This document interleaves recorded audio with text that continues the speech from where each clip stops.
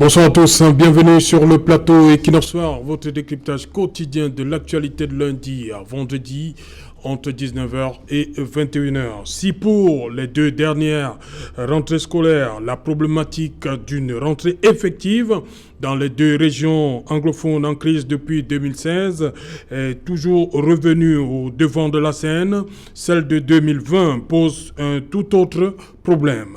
La crise sanitaire liée à la pandémie Covid-19 impose au pouvoir public une révision du fonctionnement de l'école, un chamboulement des habitudes acquises depuis plusieurs décennies.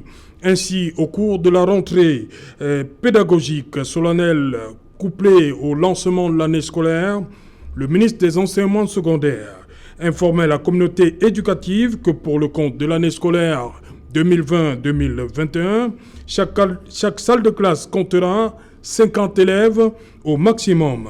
La journée sera divisée en 3 temps, le matin, l'après-midi et le soir. La poursuite de la digitalisation, la sécurité avec vulgarisation des caméras de surveillance et un accent particulier sur l'enseignement à distance. Madame, Monsieur, tout à l'heure à 20h, c'est la grande édition d'information présentée par Cédric Noufélé. Tout de suite après, le débrief du journal et tout de suite, le fait du jour.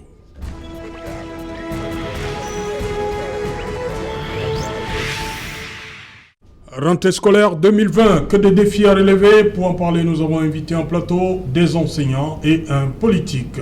Bonsoir Maurice Diongo. Bonsoir Serge, c'est un plaisir renouvelé d'être là. Bonsoir à tous les millions de téléspectateurs d'Equinox Soir. Spécialiste des APC? Spécial expert en APC. Expert en APC, ouais. Maurice Diongo. Oui, l'approche par les compétences, le nouveau paradigme des enseignements qui doit amener le Cameroun à l'émergence à l'horizon 2035. Ok. Voilà, il est sur ce plateau avec nous également, Omer Seda. Bonsoir Omer. Bonsoir Monsieur Otto. Au-delà de vous exprimer toute ma gratitude pour avoir pensé à inviter ma modeste personne à votre prestigieux programme, permettez-moi d'adresser par anticipation à tous les lions indomptables d'Agrès une bonne et heureuse rentrée 2020-2021, en dépit des frustrations qu'ils ont jusqu'ici subies et continuent de subir dans l'exercice de leur profession. Vivement que le débat de ce soir soit le point de départ d'une réflexion profonde, d'une réflexion mûre, afin de donner à l'école camerounaise sa valeur d'antan.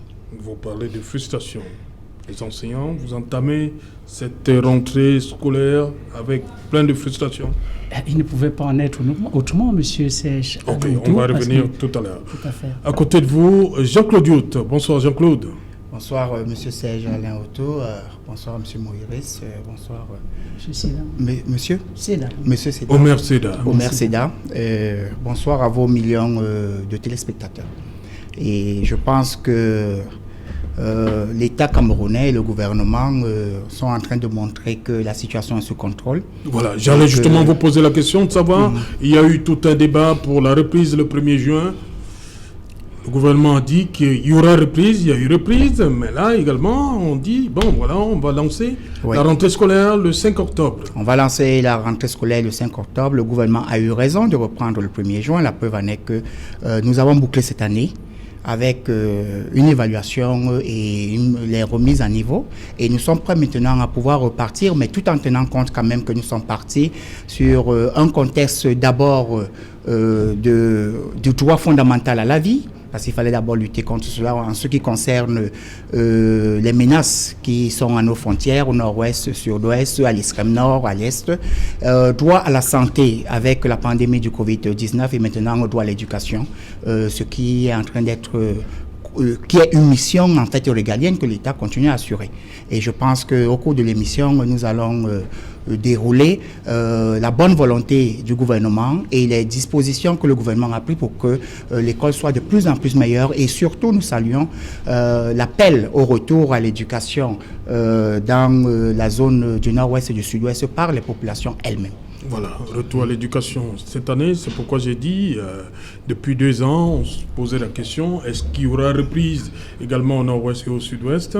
Là nous parlons d'une reprise totale, parce voilà, qu'en fait, il y a eu des zones qui sont dites pacifiées où l'école a bel et bien eu lieu. Nous avons même vu les résultats aux différents examens, y compris le DCI, dans toutes ces zones-là. Mais maintenant, nous sommes en train de dire que les populations qui sont en train de collaborer activement et massivement avec les forces de défense et les forces de maintien de l'ordre sont en train de dire maintenant on en a assez, nous allons revenir aux fondamentaux de la vie. Nos enfants doivent aussi avoir droit au chapitre à travers l'éducation. Voilà.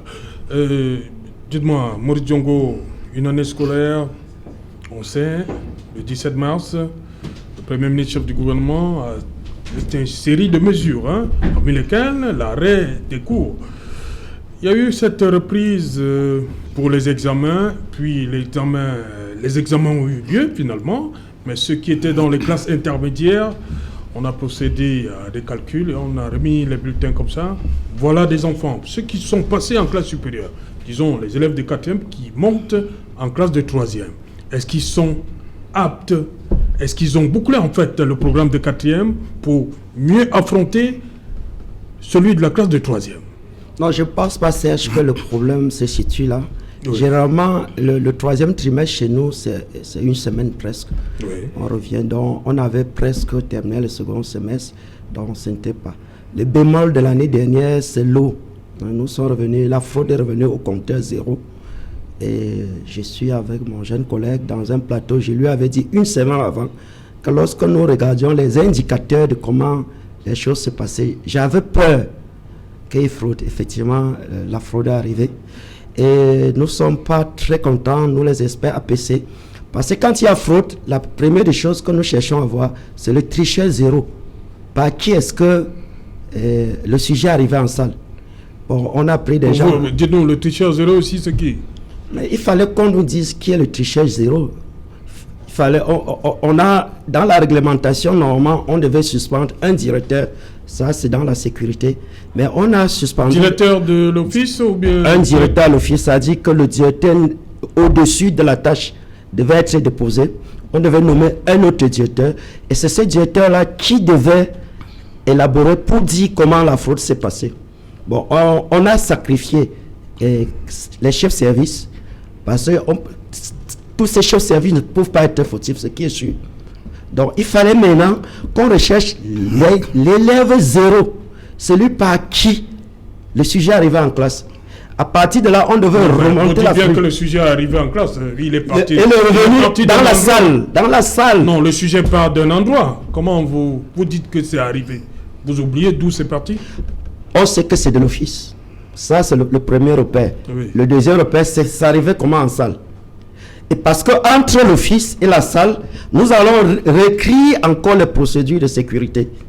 Parce que vous savez, on a arrêté les administrateurs WhatsApp. Les nouvelles procédures doivent sortir des peines pour un administrateur WhatsApp qui partage ce genre de sujet. Pour le moment, on ne sait pas. On n'a pas okay. 0. Nous parlons de l'année scolaire 2020, on n'est plus en 2020-2021. On accueille Raoul Lemopi. Raoul Lemopi, bonsoir, bienvenue. Bonsoir, c'est Jalon Tout. Bonsoir à tous nos copanélistes. Bonsoir aussi à nos nombreux téléspectateurs. Je me réjouis de l'opportunité que vous m'offrez de partager, n'est-ce pas, cet apéritif intellectuel. Vous allez me permettre aussi de dire bonsoir au fan club Equinox Soir du quartier Nilon-Brazzaville, précisément M. Oloumé et M. Fodop, qui s'affairent au quotidien à activer, n'est-ce pas, la conscience collective, à suivre cette émission et puis à poser des actes qui sont conséquents par rapport à tout ce que nous faisons au quotidien. Voilà, je le savez-vous, Raoul Lemopi, vous m'avez fait parvenir ce communiqué, j'imagine, il est affiché à l'entrée parce qu'il dit, c'est le communiqué du proviseur. Hein. Monsieur le proviseur du lycée bilingue de Nilon-Brazzaville, je rappelle que vous êtes enseignant de philosophie au lycée de Nilon-Brazzaville dans le 3e arrondissement de Douala, c'est bien cela? Et c'est vrai. Vous êtes syndicaliste, dont le proviseur du lycée bilingue de Nilon-Brazzaville informe la communauté éducative que les cours se dérouleront cette année en mode mi-temps, selon les horaires ci-après. Horaire 7h30, 12h. 6e, F1, 3e, F5, première terminale, OPA6. 12h, 17h30, 5e, 4e, seconde, F2, F3, F4, L6. Nous sommes à quelques jours de la rentrée, Raoul Mopi. Dites-nous concrètement comment ça va se passer. Parce qu'il y a aussi certains chefs d'établissement qui ont choisi de faire, c'est-à-dire, premier cycle de 7h le matin, pour faire simple, et le second cycle l'après-midi. Pourquoi au lycée de Nilon-Brazzaville, on mélange, on fait venir les 6e le matin, les 5e l'après-midi, les terminales le matin, les premières le matin, les secondes dans l'après-midi. Alors, il faut Ce découpage a obéi à quoi? Alors, il faut dire simplement que ce découpage a obéi, n'est-ce pas, à une sorte de vision de la manière dont les enseignements devraient être dispensés, parce que, il faut le dire clairement, on s'est clairement dit que sur la base de la communication de Madame le ministre de l'enseignement secondaire, qu'il fallait, enfin jusqu'à présent, on ne sait pas ce qui est passé demain, qui jusqu'à présent opte pour la mi-temps, il fallait organiser, n'est-ce pas, les enseignements, bien le phasage des enseignements de manière à ce que tous les élèves puissent avoir des enseignements autant opportuns. Ailleurs, c'est vrai, j'ai lu et sur la base des informations que le SNAES, le syndicat national autonome de l'enseignement secondaire, a eu à relayer, parce qu'il faut le dire, nous avons les antennes partout. Dans certains établissements, les choses sont passées de manière à consacrer la première tranche de la journée au premier cycle, oui. Et la deuxième tranche de la journée au second cycle. En fait, le problème, s'il faut le poser en profondeur, ne devrait pas se poser. Mais si on entre maintenant dans les subtilités, on aura beaucoup de questions à formuler. Les questions que le ministère des enseignements secondaires n'a pas trouvé des réponses adéquates pour les proposer. Considérons les choses simplement. Si on peut admettre qu'à 8 heures de cours par jour, on soit difficilement en même de couvrir la totalité des programmes, qu'en sera-t-il pour la moitié de 16 heures, c'est-à-dire 4 heures relativement au 5 et les mêmes choses dans l'après-midi. Si de manière stable, on prend une discipline comme l'éducation physique qui, du point de vue statutaire... Non, Raoul Mopi, restons dans le domaine qui est le vôtre. Oui. Vous tenez sûrement les terminales A, Ça fait 8 heures de philosophie par semaine, je crois bien. Ça n'a pas changé? Ce n'est donc plus cela. Voilà, c'est combien maintenant?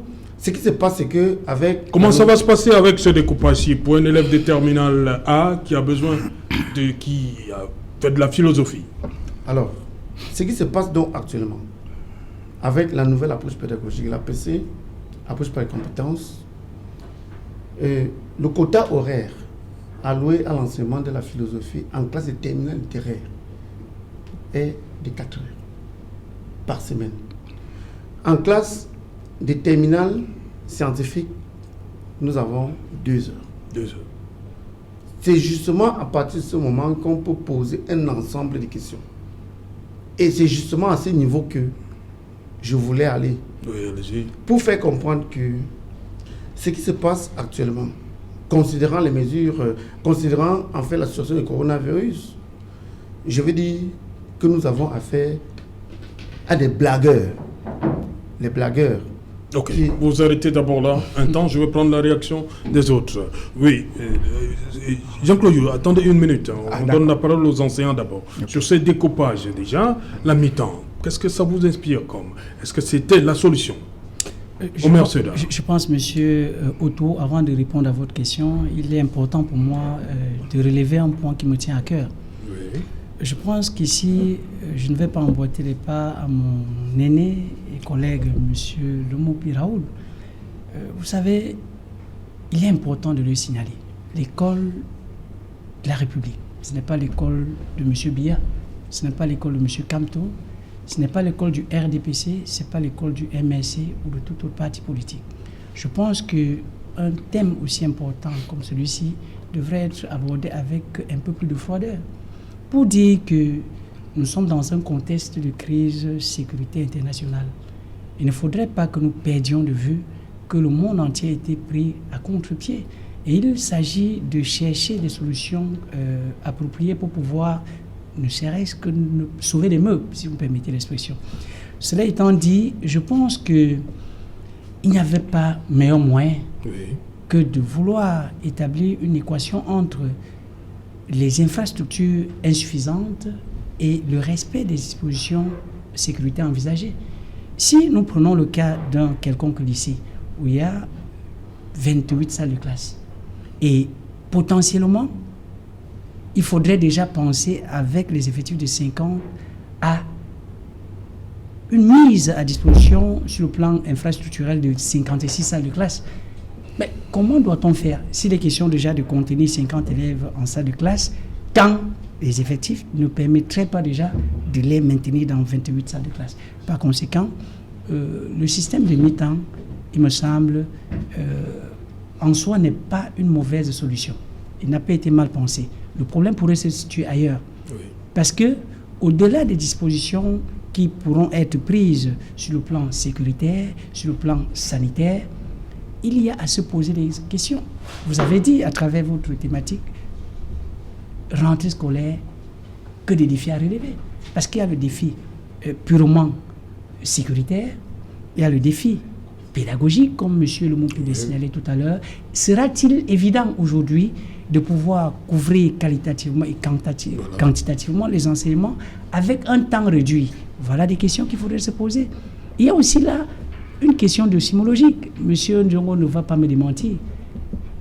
Véritablement, s'il est démontré qu'avec 4 heures ou 3 heures par semaine en espagnol, pour l'enseignant d'espagnol que je suis, si aujourd'hui on se retrouve à suivre le même programme avec 2 heures, est-ce que l'équation sera facile? Mais maintenant, en tant que professionnel, moi je dirais simplement, il s'agit pour nous de trouver notre génie inventif, notre génie créateur pour pouvoir trouver une solution appropriée à cette situation qui nous concerne tous, parce qu'avant d'être enseignants, nous sommes parents. Voilà, vous êtes parents.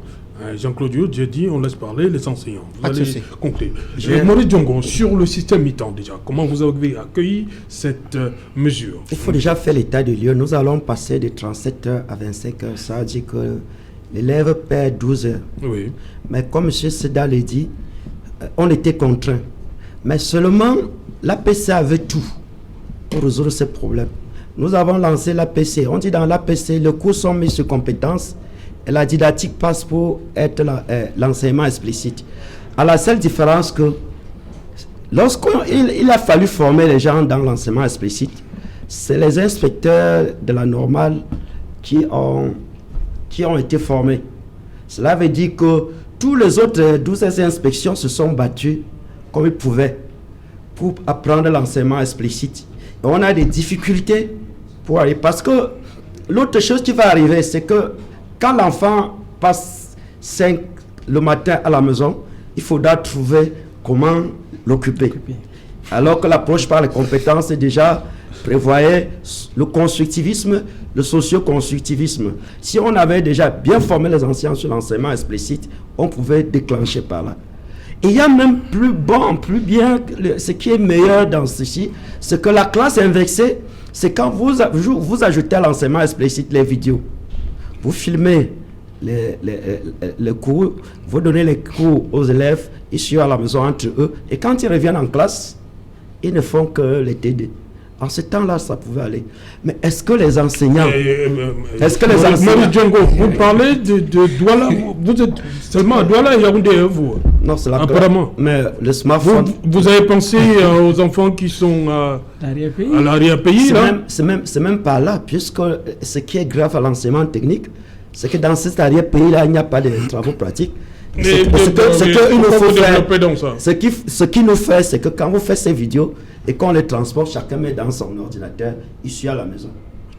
Dans l'arrière-pays? Oui, c'est la classe inversée. On appelle ça la classe inversée. C'est la classe inversée.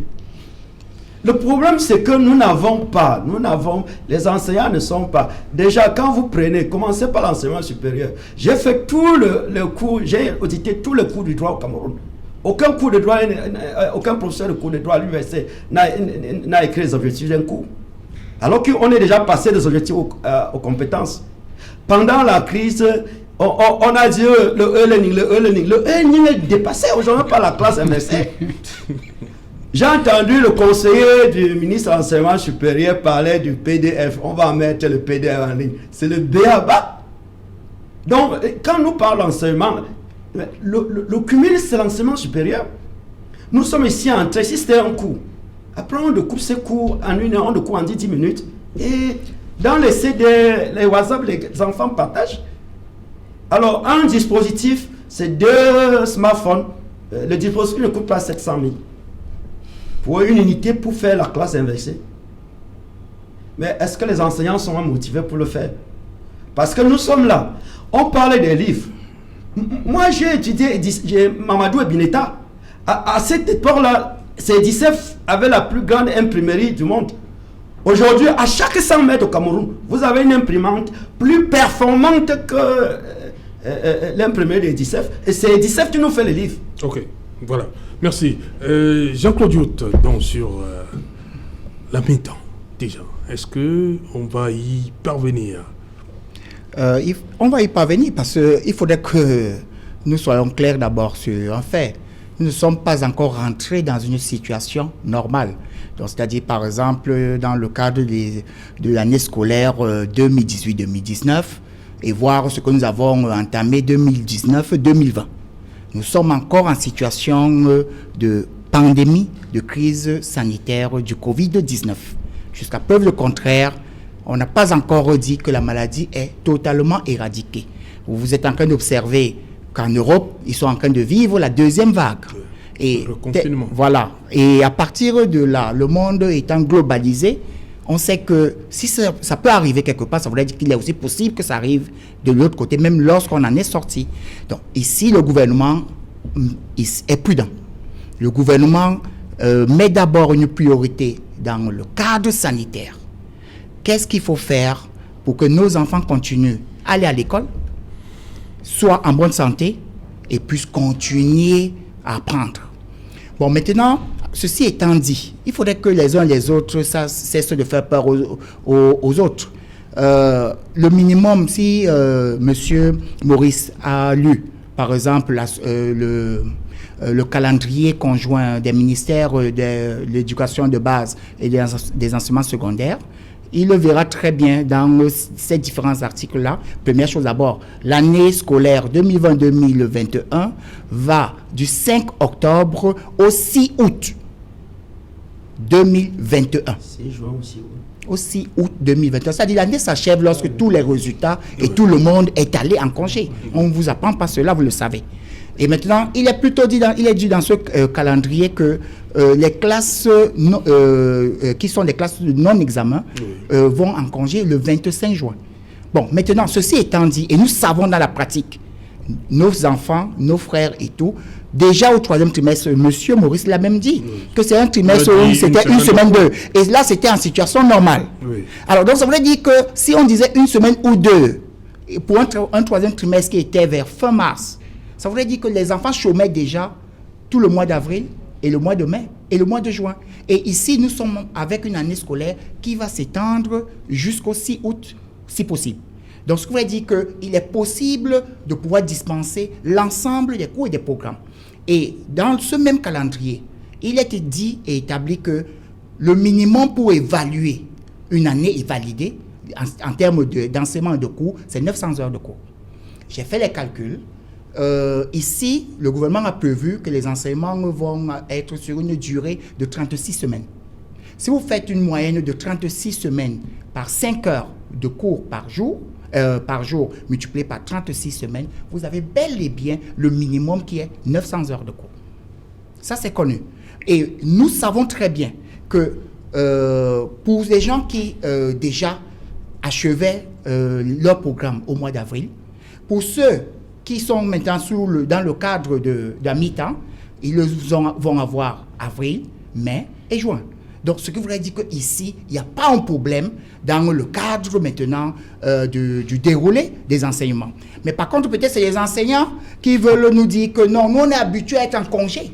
Parce qu'en fait, nous avons observé avec beaucoup de médisance, lorsqu'on a demandé aux enseignants de reprendre les cours au 1er juin et de procéder d'abord à une remise à niveau des élèves. Certains n'ont pas trouvé ça parce qu'ils étaient déjà en congé et ils nous ont passé 3 à 4 mois qui étaient chômés payés. Lorsqu'on leur demande de venir enseigner un mois, ils étaient déjà... Donc, en fait, on est arrivé... Non, est-ce que c'était là le problème? Non, c'était la sécurité. Non, en période Covid. La question de sécurité, je pense aussi que lorsqu'on est dans le cas en cas de force majeure comme celui-là, toutes les forces de la République se mobilisent et on fait l'union sacrée. Et je pense que le corps enseignant, on a vu aussi certains que lorsque les d'autres enseignants étaient au repos, d'autres qui continuent à produire des enseignements par ligne, par des groupes WhatsApp, ainsi de suite. Et on salue ces dispositions de ces enseignants-là. Ici, on est tout simplement en train de dire que l'ensemble des forces vives de la République doit rester mobilisé. Et vous avez remarqué, si vous avez lu ce calendrier, vous avez remarqué que l'année scolaire 2020-2021 s'achève le 6 août et directement va reprendre à la première semaine de septembre. Et donc, la reprise pour les enseignants autour de la fin du mois d'août. Donc, c'est pour vous dire que c'est pour rattraper ce gap-là, si et seulement si le contexte sanitaire reste le même actuellement, avec l'observance de l'ensemble des mesures prescrites par le gouvernement. Voilà. Donc, c'est de ça dont il est question. Raoul Mepi, je reviens donc à vous. Je vous ai interrompu tout à l'heure. Vous pensez que les personnes qui avaient pris cette mesure, pour vous, ne paraissaient pas sérieuses? Moi, je pense que M. Yout, n'est-ce pas, vient de faire ce que je peux appeler un discours aérien. Je comprends mal qu'il puisse dire que les enseignants aient eu à prendre du plaisir à rester chez eux. Je ne veux pas vous surprendre en vous demandant droit dans les yeux. Selon vous, suivant n'est-ce pas, le code général de la fonction publique, combien d'heures un enseignant fonctionnaire devrait-il avoir par jour? Les choses sont claires. Un fonctionnaire travaille de 7h30 à 15h30. Et rappelez-vous qu'avec les mesures du Premier ministre, nous nous sommes retrouvés en train de travailler entre 7h30 et 18h. À partir du 1er juin, Raoul? À partir du 1er juin, nous nous sommes retrouvés, je parle des cours présentiels. Oui. Nous nous sommes retrouvés en train de travailler entre 7h30 et 18h. Or, avant cela, nous avons travaillé en e-learning avec nos apprenants. Il y a eu, quand je regarde les mesures globales qui ont été prises, il y a eu des, je vais appeler cela, des actions, on va de manière prosaïque, qui ont été prises par l'État du Cameroun pour compenser la plus-value ou bien la moins-value des actions que tous ceux qui ont travaillé dans le cadre du coronavirus devraient avoir. Montrez-moi un seul enseignant qui a reçu quelque chose qui concerne ces affaires-là. Aucun enseignant.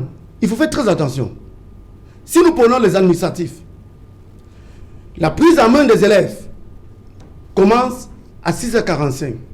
Je suis enseignant, je suis dans mon lycée, c'est 6h45. Un administratif qui part de son domicile et se retrouve au lycée pour la prise en main à 6h45, part du lycée à 18h. Oui. Parce que pour le cas d'espèce, après les enseignements qui ont été dispensés et le travail des administratifs, il y avait les réunions de coordination organisées par les chefs d'établissement.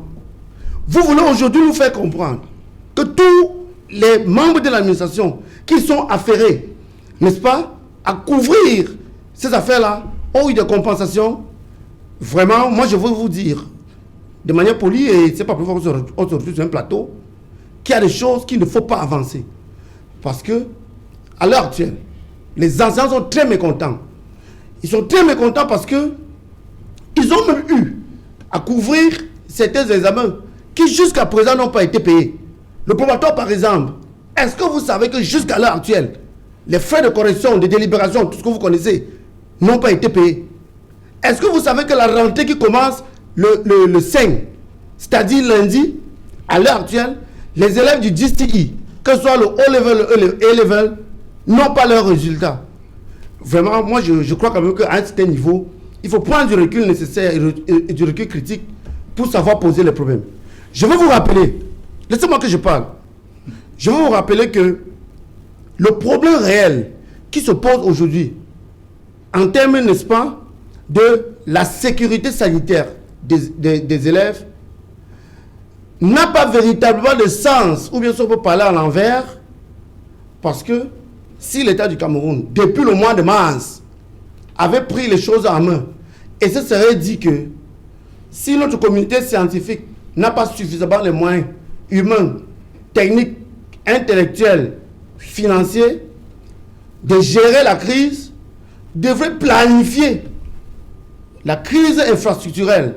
Est-ce que vous savez qu'à l'heure actuelle où on se trouve, le Cameroun, c'est-à-dire que le ministère des enseignements secondaires, a besoin, en termes de salles de classe, de près de 900 salles de classe pour couvrir les zones prioritaires.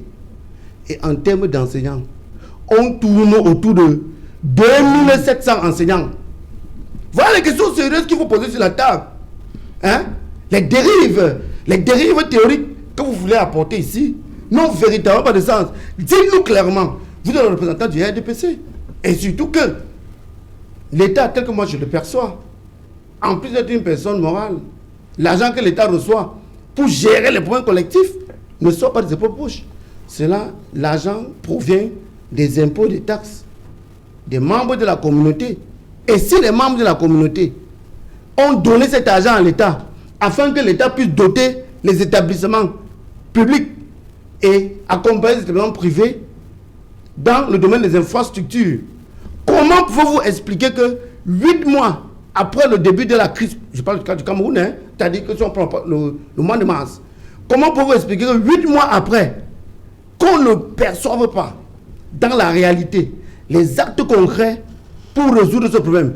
Moi, je veux quand même dire que notre discussion actuelle devrait nous permettre, devrait nous donner l'occasion de dire clairement que nous avons affaire à un État qui a perdu les pédales, qui ne sait pas justement où on va et qui trouve les mesures cosmétiques un peu comme le make-up pour donner comme l'impression que on peut faire, alors que véritablement, s'il faut faire les choses dans la réalité, cet État ne peut rien faire.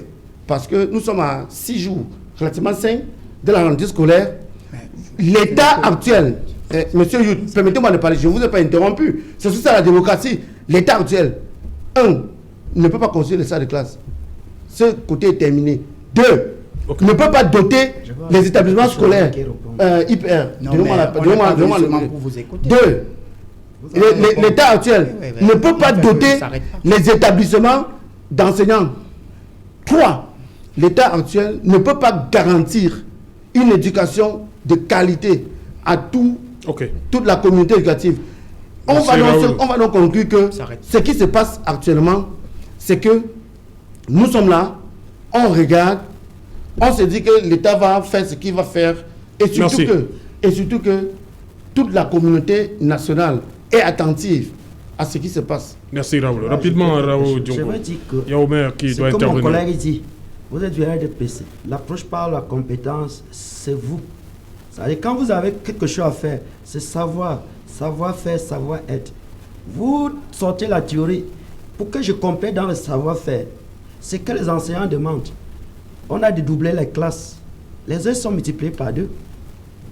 Il faut dire avant le sein aux enseignants, l'argent que vous allez les donner pour combler, c'est de ça qu'il s'agit. C'est ça. Maintenant, pour le savoir-être, et je vous ai dit, il y a la déperdition.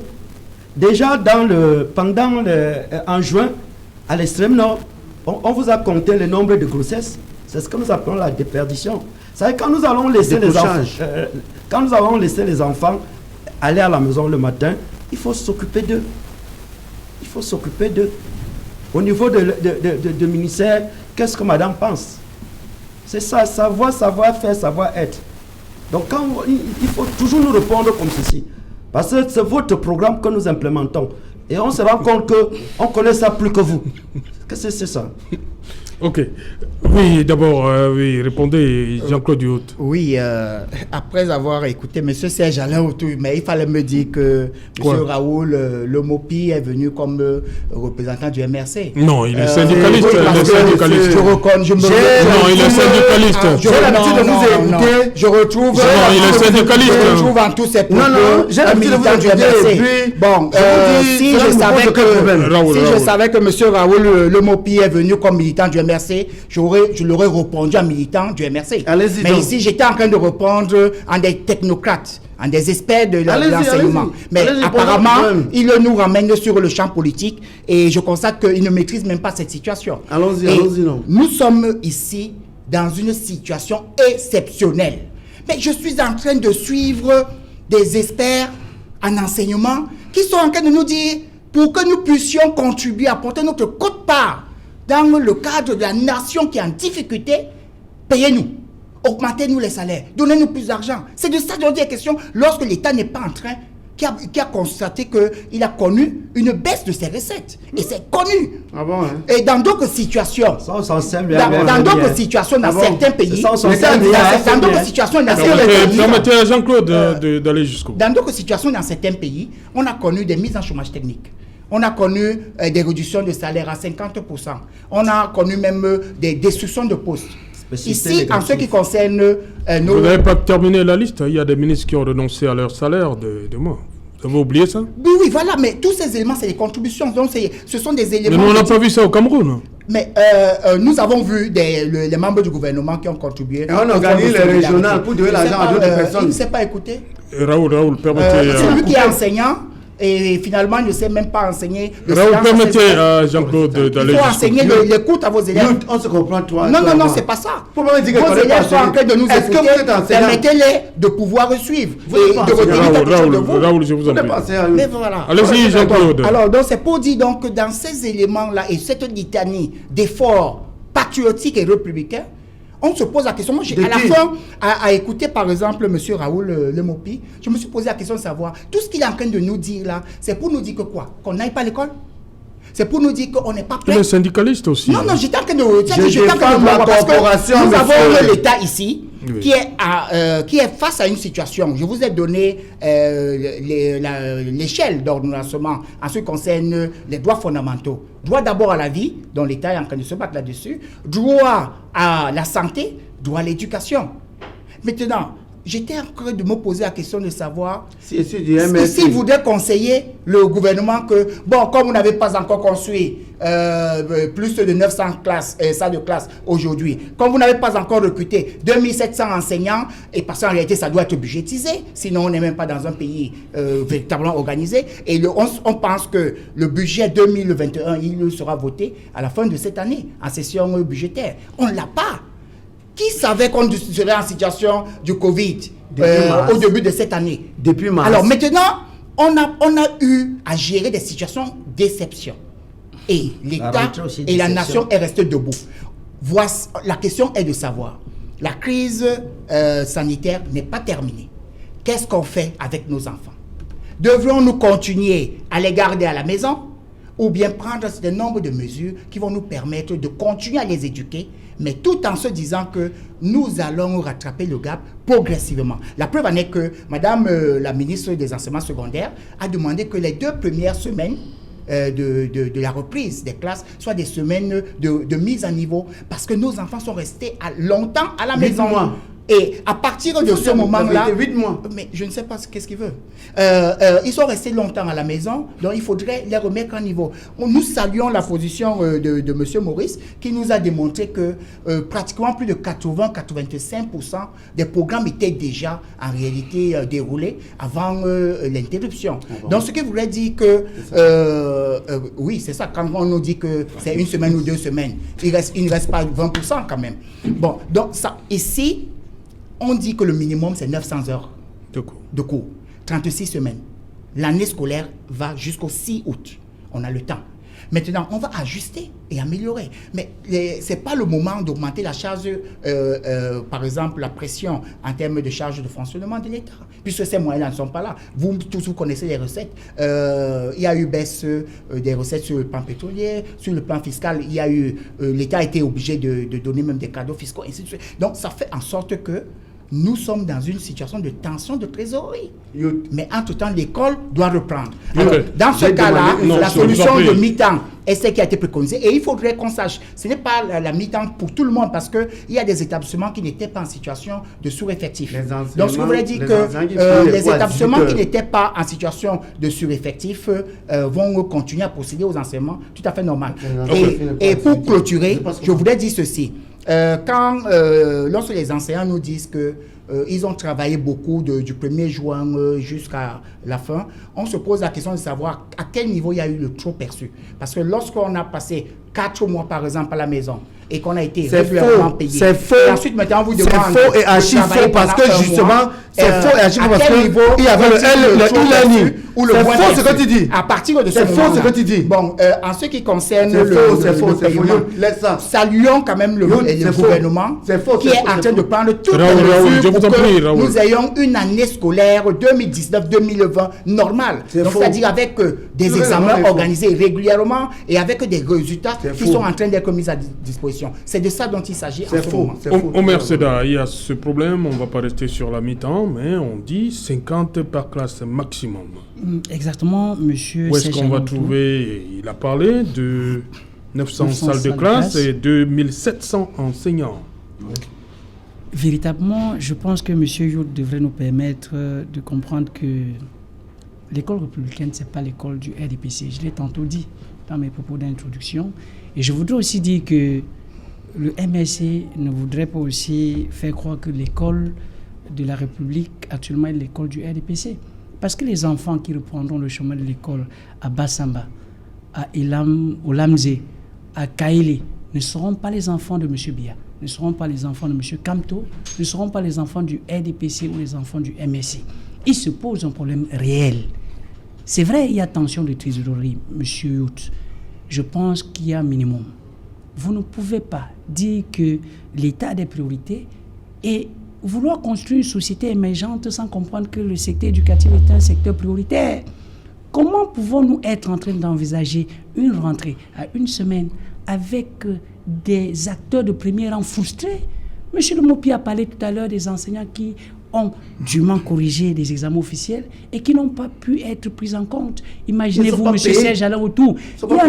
Il y en a qui sont convoqués pour les corrections à Bonabéry, si nous restons dans le cadre de la ville de Douala, qui se déplacent. Ça veut dire que les mouvements en taxi, ne serait-ce, peuvent aller déjà à une 50aine de mille. Mais ils sont des parents. Ils doivent acheter des cahiers à leurs enfants. Ils doivent acheter les sacs de classe. Je voudrais que l'État, comme je l'ai dit tantôt, parce que l'État, c'est le RDP, c'est le MSC, c'est vous, M. Yout, c'est M. Le Mopi, que nous puissions mener une réflexion profonde et nous dire que, enseignant de mon État, je dois, le 5 octobre, reprendre le chemin de l'école pour le bien de la nation. Mais monsieur le politique, qui peut-être peut avoir la chance de partager le plateau avec moi, il n'est pas venu dans les mêmes conditions. Peut-être vous ne pouvez pas imaginer comment l'enseignant tire le diable par la queue en ce moment pour se retrouver là. Mais le politique se contente de débiter des discours patriotiques. Oui, le patriotisme, c'est pour nous tous. Je voudrais chuter avec votre permission en disant simplement ceci. Invité. Merci. On revient après le journal. Bonsoir CD, comme menu ce soir. Bonsoir Serge Alain, bonsoir aux invités. Ce soir, un dossier consacré aux violences meurtrières et sexuelles contre des femmes. Illustration avec une tragédie survenue à Douala 5e où une adolescente de 17 ans a subi de violentes agressions sexuelles alors qu'elle se préparait à reprendre le chemin de l'école pour la prochaine rentrée scolaire. Vous verrez comment l'affaire Lydienne Tabat, survenue à Kribi, cette jeune étudiante retrouvée morte dans des circonstances troubles au domicile de sous-préfet, l'affaire piétine au grand désarroi de sa famille. On en parle dans le journal de 20h. Nous parlerons également de la rentrée scolaire, qui est une équation difficile à résoudre pour les responsables d'établissements scolaires publics et privés, Comment résoudre l'équation du système du mi-temps scolaire avec les effectifs insuffisants d'enseignants et les infrastructures scolaires qui sont insuffisantes pour faire face aux défis des mesures barrières pour la rentrée scolaire post-Covid-19? On fait le point dans le journal de 20h. Nous irons aux États-Unis où s'est tenu le premier débat entre les deux principaux candidats à la prochaine élection présidentielle aux États-Unis. Vous verrez comment la démocratie américaine permet à la fois au président sortant Donald Trump et son principal challenger Joe Biden de pouvoir échanger avec des mots virulents pour faire à la fois son bilan et également présenter son programme politique. On en parle dans quelques instants. C'est Jalon. Voilà, madame, monsieur, on se retrouve donc après le journal de 20h présenté par Cédric Nouffelé pour Equinox Soir. Deuxième partie, ce sera le temps du débrief.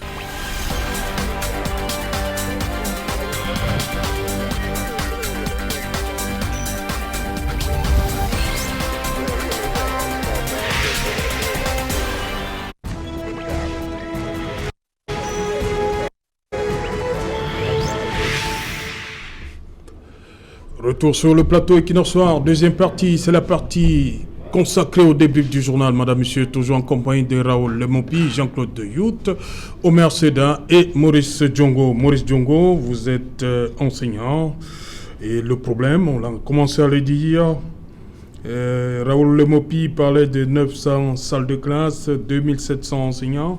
Vous avez fait le tour de quelques établissements de la ville de Douala. Il va se poser même un problème d'enseignants. Bien sûr, la moyenne c'est entre 60 et 80 enseignants par lycée ici qu'il faut. Par lycée? Par lycée. Où est-ce qu'on va trouver donc ces enseignants? Il faut demander à monsieur qui représente... Est-ce qu'il est enseignant? Est-ce qu'il est professeur de lycée? Puisque, en fait, est-ce que c'est les parents qui vont payer ou bien on a eu 170 milliards de subventions pour la Covid, sinon ils n'ont pas passé à l'enseignement.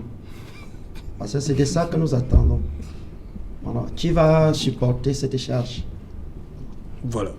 Raoul Lemopi, justement, chez vous au lycée Nilon, lycée bilingue Nilon-Brazzaville, lorsque vous faites vos estimations, il vous faut à peu près combien d'enseignants là-bas? Alors, tenir au lycée bilingue de Nilon-Brazzaville, nous avons besoin actuellement de 65 enseignants et de 17 salles de classe. Mon proviseur, le chantier a commencé ou bien vous allez? Mon proviseur, M. Moutebe Georges, n'est-ce pas, de concert avec la communauté éducative, c'est-à-dire l'APE et le conseil d'établissement, s'est affairé, n'est-ce pas, à trouver des subterfuges pour que nous puissions construire quelques salles de classe. Actuellement, où je vous parle, il y a 6 salles de classe qui sont en train d'être construites. Vous avez dit sur combien? Il vous faut combien de salles de classe? Nous avons à présent besoin de 17 salles de classe. Ah, vous êtes à 6? Nous sommes en train de construire 6 salles de classe. Il reste 11? Il reste 11 salles de classe et il faut le dire, ce sont les parents... Et ces 6 salles de classe peuvent être opérationnelles d'ici lundi? Ce que je sais au moins, c'est que avec celui qui a gagné ce marché, il a donné des garanties que les salles de classe seront disponibles à la fin du mois d'octobre. Entre-temps, on fait quoi? Les élèves sont où? Voilà donc le plus gros problème.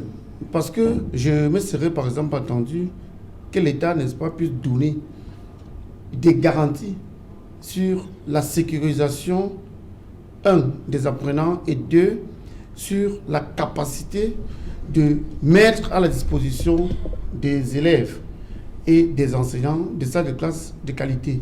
Surtout que c'est depuis le mois de mars qu'on est clairement informé que les choses ne se passeront plus comme avant.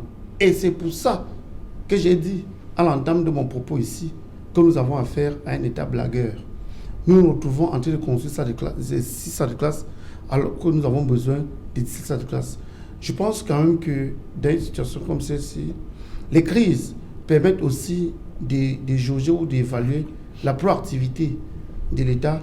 Les crises permettent aussi de donner un sens à la réalité de manière à ce que ceux qui ont la charge de s'affairer à ces questions, parce que nous qui sommes simplement des citoyens lambda, nous payons nos impôts, nous payons nos taxes, cet argent sert à créer les conditions idoines pour le mieux-être des enfants. Si on va du cas de l'enseignement, Et pour moi particulièrement, je me dis que le lycée de bilingue de Ninon-Brazzaville essaie de faire ce qu'il peut, et quitte à ce que l'État essaie de voir, parce que j'ai eu à dire sur un autre plateau que la mesure de 50 élèves par classe est une mesure irréaliste, parce qu'il faudrait pas que pour les questions de coronavirus, on se retrouve dans une sorte de discrimination négative, parce que le droit à l'éducation est d'abord un droit, n'est-ce pas, universel. On doit aussi se dire quand même que, et je le dis en regardant droit dans les yeux, mon frère et ami Yout, que la démocratie en termes de savoir n'est pas une démocratie qui peut être perturbée de manière pérenne par des choses conjoncturelles comme une crise, alors que ceux qui ont en charge la gestion de ces affaires semblent plutôt s'affairer à autre chose. Ok. Omer Seda, on est tous d'accord, il faut des enseignants, il faut de nouvelles salles de classe. Et le parent, la place du parent dans tout ça. Les porte-monnaies qui vont une fois de plus souffrir, les frais d'APE vont exploser une fois de plus. Justement, M. Serge Alain-Otto, je ne cesserai de le dire. Vous avez eu un problème avec le mental, le moral des enseignants. Le moral des Parlons enseignants. un peu des parents. Justement, on va revenir sur les enseignants tout à l'heure. En parlant des parents, j'en suis un. Oui. Je vais dire véritablement que vos enfants sont dans les lycées? Oui, il y en a qui sont dans le lycée. Et les frais d'APE là-bas, c'est comment ça se passe? Il y a eu une augmentation parce que les enjeux sont énormes, M. Serge. Il faudrait déjà penser au recrutement des enseignants, à la construction des salles de classe, comme M. Lemoupi l'a si bien dit. Moi, j'ai là un lycée qui est non loin de mon domicile, le lycée Nilon d'Orbassi, où il y a une grande dynamique de construction des salles de classe et de recrutement des enseignants avec une administration qui est véritablement en train de travailler. On ne va pas dire que tout est noir, il faut le dire. Madame Moine, proviseure du lycée Nilon d'Orbassi, elle est à pied d'œuvre avec toute l'équipe administrative pour rendre cette rentrée effective. Il faut également des enseignants. Exactement, il faut absolument les enseignants. Et ces enseignants-là, je pense que les parents ont compris que ce n'est pas une affaire du politique, c'est une affaire sociale. Il faudrait penser à toute la communauté éducative et que les parents se disent que, avant tout, il faudrait mettre la main dans la pâte. Et je pense que les APEE constituent aujourd'hui une bouffée d'oxygène pour l'école camerounaise. Mais il se pose, comme je l'ai tantôt dit, un problème, puisque nous y arriverons peut-être à la phase de solution. Pourquoi l'État a démissionné? Pour dire non, je ne parlerai pas d'une démission de l'État, parce que l'État, c'est l'ensemble de toutes ces parties. Je vais dire simplement que le gouvernement camerounais devrait comprendre que faire des reproches, interpeller le gouvernement sur certains points, ce n'est pas... je dirais comment pour que M. Youd ne me prenne pas pour un adversaire politique, c'est pas être opposant. Moi, je pense. Il va seulement vous taxer d'adversaire politique. Mais il ne va pas vous coller une étiquette. Ça ira bien. Moi, je fournis l'effort. Monsieur, très rapidement, je voudrais chuter en disant simplement que je crois avoir fourni des efforts dès le début, en signalant que l'école républicaine, l'école du Cameroun, ce n'est pas l'école du RDPC, encore moins l'école du MRC. Mais je pense qu'il est important pour nous. Il est important pour nous, avec une émission comme celle-ci, Serge Alain-Otto, que nous comprenions l'importance qu'il y a à créer une cohésion, je dirais comment, un partage de vision. Il ne faudrait pas que nous soyons toujours en train de dire le 5 octobre, il y aura échec, ce sera l'affaire du RDPC, ou alors peut-être le 5 octobre, nous allons réussir et ce sera la honte du MRC. Non, les enfants de la République, les enfants de EDA, les enfants de Belabo, les enfants de Bassamaji revient par amour, ne sont pas là pour des histoires politiciennes. Il est important que le 5 octobre, parents, enseignants, gouvernement, que nous réfléchissions pour accompagner cette jeunesse qui ne demande qu'à fréquenter. Jean-Claude Youd, vous avez suivi dans le journal de Cédric tout à l'heure des responsables d'établissements qui vous exposent comme ça les difficultés auxquelles font face ces responsables.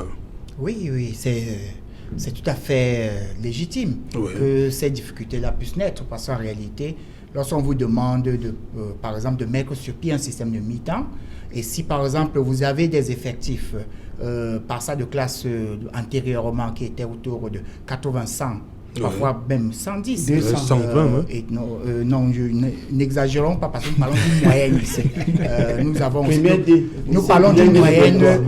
L'enseignement ne se regroupe pas seulement à Douala et Yaoundé. Quand on parle de la moyenne, soyons un peu prudents par rapport au chiffre de la moyenne. Mais maintenant, lorsqu'on vous demande donc de mettre sur pied, au nom du cas de force majeure Covid, ça a également des conséquences. Mais il faut aussi avouer une chose, parce que commencer à vouloir dire que l'État n'a pas pu prévoir et tout, n'oublions pas qu'il y a un cliché d'abord d'avant Covid qui est là, c'est-à-dire qu'on avait des problèmes de nos enseignements avec tout ce qui était connu. Mais aujourd'hui, nous sommes en train de nous réinventer et saluons quand même l'ensemble des mesures prises par le président de la République, son Excellence Paul Biya, pour pouvoir nous permettre de sortir la tête de l'eau en ce qui concerne donc la lutte contre cette pandémie. Aujourd'hui où on est fier et le Cameroun est cité en exemple, à travers le monde, je vous renvoie tout simplement même à l'OMS qui demande aux uns aux autres conseils que le Cameroun est un exemple dans le cadre de la gestion du Covid. Ici, nous saluons le fait qu'il y a des chefs d'établissement qui sont en train de se débrouiller, de prendre un certain nombre de mesures, et nous saluons également la convocation des collèges électoraux dans le cadre des élections régionales, parce qu'en réalité, les conseils régionaux vont venir aussi prendre leur part de responsabilité dans le cadre maintenant de l'accompagnement, de l'appui des établissements. Mais ici, nous sommes là à moins d'une semaine. À peine même, nous sommes à quelques jours et à rentrer. Qu'est-ce qu'il faut faire? C'est de ça dont il est question. Et un certain nombre de mesures sont en train d'être prises et nous allons corriger et nous améliorer progressivement de telle façon qu'on va retrouver une situation à la normale. C'est de ça dont il est question. Et pour dire tout simplement que moi, j'ai salué également les enseignants, dont les dirigeants d'établissement, qui ont dit tout leur personnel d'appui enseignant, qui est administratif par exemple, va prendre sa quote-part dans les heures de cours. Et ça va apporter une solution également. C'est-à-dire il y a des proviseurs qui ont dit ils vont prendre un certain nombre de cours, des censeurs, des surveillants. Donc, ça commence à être les débuts de solutions également. Donc, je dis une fois de plus qu'on n'est pas ici dans une situation normale. On est dans une situation où les enseignants, le corps enseignant et les parents d'élèves, y compris même les élèves, sont en train de vouloir concourir à ce qu'on appelle sauver le système éducatif de notre pays. C'est de ça dont il est question. Voilà, Maurice Diongo, on n'a pas beaucoup parlé de l'enseignement technique. Hein. Quel est le tableau de ce côté-là? Oui, généralement, à l'enseignement technique, nous avons des problèmes spécifiques. Alors, depuis 2 ans, les premiers CAP APC sont montés, vont aller en premier. Les séries F n'ont pas de programme. Et je veux vous remercier parce que depuis 2 ans que nous avons... Ils n'ont pas de programme? Non, pas de programme APC. Non, pas de programme APC. Alors, le lycée technique de Yabassi était spécialisé, le point focal pour qu'on tente l'incubation. L'incubation, c'est d'amener les enfants à produire et vendre. Alors, pendant qu'on se plaint que le lycée de Yabassi n'arrive pas à produire, madame est allée au lycée technique de Colbuisson. Elle s'est plutôt indignée. Madame, c'est qui? Madame, c'est qui? Le proviseur. Madame le ministre. Elle s'est plutôt indignée de voir que les enfants ont fait des productions jusqu'à vente. On a créé un scandale, mais est-ce qu'on attend à madame comment on va faire de l'incubation dans les APC? C'est ce qui nous a un peu déçus sur ce qu'il y a. Et je veux remercier parce que ce qui arrive sur le programme, c'est qu'effectivement, comme je dis que les inspecteurs n'étaient pas formés, tous les programmes ont été faits dans le bureau, un peu comme M. Yom fait. Et sur le terrain, depuis qu'ici à Equinor, nous parlons de l'APC, chaque inspecteur se révise. Et on est seulement choqué qu'ils prennent 2 ans pour monter une AST et de sortir le programme. Alors, on ne sait pas, est-ce que ceux qui ont eu le cap, le probatoire sera l'approche par les objectifs ou l'approche par les compétences? Il y a ce qu'on a appelé l'approche projet. L'approche projet. Depuis 3 ans, chaque établissement devait avoir un représentant, un enseignant qui doit suivre ces projets. Alors, c'est l'inspection de OVS qui devait suivre ce projet. Et on se rend compte que c'est des procès DPS qu'on a mis, des procès d'enseignement généraux. Et en fin d'année, nous qui montons l'APC, à chaque fois qu'il faut aller faire le projet dans les journées portes ouvertes, on se déverse sur nous. Et nous allons, la façon de monter le projet, c'est l'approche projet. C'est différent de l'approche APC. Ce qui fait qu'on voit doucement comment est-ce que l'APC est en train de tomber. Doucement, doucement, doucement, puisque tous les leviers sur lesquels on devrait lancer l'enseignement pour être émergent à 2035. L'enseignement technique, c'est presque atteint. Voilà. Oui, Jean-Claude Diot, d'abord. Oui, il faudrait que M. Maurice Diongo, qui est bien un expert dans les APC et tout, ben, on n'est pas en train de refaire ici les états généraux de l'éducation nationale, j'espère. Ça n'a jamais eu lieu. Ici, il faudrait que les uns et les autres sachent la méthode. Parce qu'il est prévu, dans le cadre de l'évaluation du suivi et de la mise en place des enseignements, et y compris même du contenu qualitatif des enseignements, une évaluation au niveau de l'établissement. Maintenant, c'est à partir donc de la remontée de cette évaluation au niveau de l'établissement qu'on en arrive donc sur le plan sectoriel, et puis on va arriver donc au niveau donc général pour en faire une politique. La politique d'APC qui est en train d'être mise sur pied est en train de connaître des évaluations également. On n'est pas encore arrivé à la phase terminale de mise en œuvre. Donc ici, nous sommes en train de dire que retrouvons d'abord un système éducatif de type normal.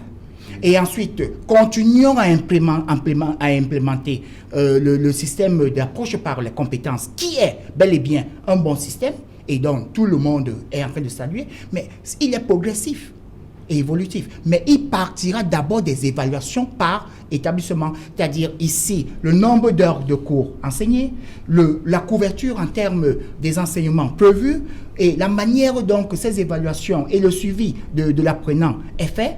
À partir de là, on parle maintenant de cet objectif et de la production. C'est de ça dont il est question. Donc, il faudrait que les uns et les autres n'imaginent pas que ça se décrète du jour au lendemain pour changer tout un système éducatif. Voilà, Raoul, justement, Raoul, quelques secondes, on sort de l'émission. Je crois que l'inspecteur régional a posé les problèmes de fond. Et M. Yout essaie de faire, n'est-ce pas, dans la diversion. Je ne veux pas insister sur cette question parce que ce qu'il a dit est vrai. Et comme c'est vrai, je mets de côté tout ce que M. Yout est en train de faire croire, n'est-ce pas, à la communauté éducative. Je veux quand même faire remarquer que lundi, les cours vont reprendre. Il n'y a pas les résultats du DCE Board, que ce soit le O-Level ou le A-Level. Lundi, ces enfants iront où? Ils vont d'abord, ceux qui sont en Form 5, vont venir d'abord s'asseoir en classe, attendre qu'on communique les résultats et puis que chacun se lève. Pour ceux qui laissez-moi parler. Lundi, c'est pas demain quand même. Laissez-moi parler. Donc, il y a du temps. Laissez-moi parler. Laissez-moi parler. Il y a du temps, c'est ce que vous croyez. Mais il y a aussi la préparation, qu'elle soit intellectuelle, affective et émotionnelle. Je crois quand même que c'est des détails qu'il faut prendre en considération. Je veux aussi vous faire remarquer que lorsque nous parlons du système éducatif, nous parlons de la rentrée qui arrive. Je crois que Serge Alon-Otou a pris du recul critique pour tirer une sorte de corrélation avec la question du coronavirus. Pour dire que quoi, M. Yout du RDPC, pour dire que les parents, nombreux d'entre eux, qui ont été licenciés à partir du mois de mars, sont appelés à envoyer leurs enfants à l'école à partir de lundi. Ils ont passé 7 mois sans salaire. Qu'est-ce que l'État a eu à prendre comme des mesures correctives pour amener les uns et les autres à envoyer leurs enfants à l'école? Je veux vous faire remarquer, aujourd'hui, j'ai visité au bas mot 5 établissements scolaires du public et 8 du privé. Je n'ai pas lu l'enthousiasme qui a animé les rentrées scolaires antérieures. C'est pour dire clairement que la politique de la démocratisation de l'école que vous voulez défendre ici est mise à mal par une question que vous aurez pu anticiper en termes de gestion. Il faut le dire clairement. M. Seda a eu à dire, et c'est vrai ce qu'il a eu à dire, les frais d'APE ont gonflé. Mais pour quel type de parents? Il ne faudrait pas qu'on arrive à une école que j'appelle l'école élitiste. Parce que ce qu'on va voir, c'est que même certains enfants qui ont eu leurs examens et qui vont dans les classes supérieures, les parents n'auront pas les moyens de couvrir, 1, les frais d'APE, 2, les frais exigibles, 3 pour certains, les frais d'examen. Je crois que voilà les questions de fond et les questions basiques qu'il faut poser ici pour attirer l'attention de l'État qui nous gouverne sur la réponse qu'il peut apporter. Merci Raoul. On termine avec vous, Omer Seda. Je voudrais m'appuyer sur ce que M. Hut a dit tout à l'heure. Qu'est-ce qu'il faut faire? Nous sommes à quelques jours de la rentrée scolaire. Moi, je pense qu'il faudrait déjà penser à gonfler le moral de ces soldats de premier rang, que sont les enseignants. En quoi faisant? Il faudrait, avant le 5 octobre, que les enseignants qui ont corrigé les examens officiels puissent avoir déjà... Qu'on paye les frais de correction. Pour pouvoir acheter ça à leurs enfants. Je voudrais aussi dire que, pour emboîter les pas à M. Lemopi, il faudrait absolument qu'avant vendredi, ou je veux dire avant le week-end entrant, que les enfants de la section anglophone d'ici puissent avoir le résultat. Il faudrait aussi que le gouvernement puisse accompagner les parents dans cette tâche ardue qui est celle de pouvoir sauver cette année scolaire nouvelle qui commence dans un contexte vraiment difficile. Il ne peut pas. Parce que nous l'avons aussi bien dit, les parents sont dans une... Le gouvernement ne peut pas. Je veux dire une pauvreté extrême, monsieur Serge Alonto. On a la peine à croire que la rentrée, c'est le 5. Les vendeurs de sacs, et il est difficile de les trouver là. Des cahiers, c'est vraiment difficile. Et nous avons parcouru simplement aujourd'hui et nous disons simplement notre école, l'école du Cameroun, l'école de demain, je réinsiste là-dessus, ce n'est pas l'école du RDPC, ce n'est pas l'école du MSC, ce n'est pas l'école du PCRN, c'est l'école de la République. Et en tant qu'école de la République, à un moment donné, il faut prendre du recul et ne pas analyser les choses avec l'angle politique, mais beaucoup plus avec l'angle pédagogique. Merci Omer Seda d'être venu, merci à vous également. Jean-Claude Hut. Merci Raoul Lemopi. Merci Serge Alonto. Bonne reprise. Ah, ça va se passer comme le RDPC a voulu et puis la vie va continuer. C'est pas une question de RDPC. Non, c'est le RDPC. Bonne reprise lundi 5 octobre. J'ai déjà pris service et puis on attend le reste. Voilà. Merci à vous également, Maurice Diongo. Merci Serge. Voilà. Madame, Peut-être monsieur, qu'il faudra faire une émission pour l'enseignement technique pour qu'on voit les problèmes spécifiques. Voilà, madame, monsieur, nous sommes arrivés au terme de cette édition Equinox Soir. On se retrouve demain lorsqu'il sera 19h pour un autre numéro. Bonsoir, Bassamba.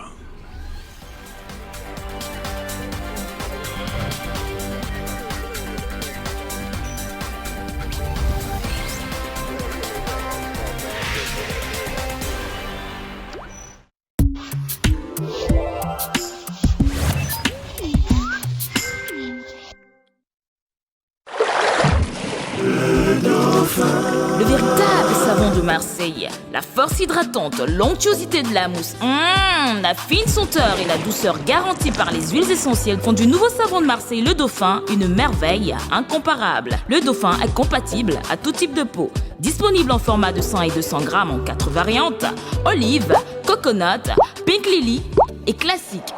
Le Dauphin est un savon sain. Adoptez-le.